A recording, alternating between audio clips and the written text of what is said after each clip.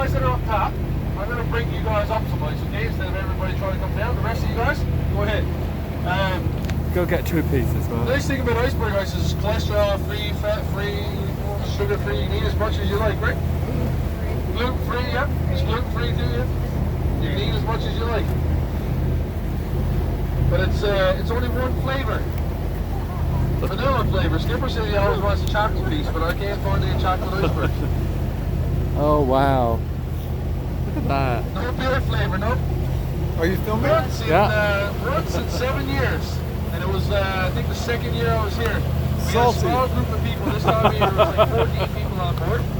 And we came out, and I was doing that, cutting up the ice. And there was a gentleman back on the stern, handing out cups. And I said, what are you doing? And when he opened up his bag and he had a bottle of rum or screech or whatever he had there, and he poured everybody a shot of screech with the ice.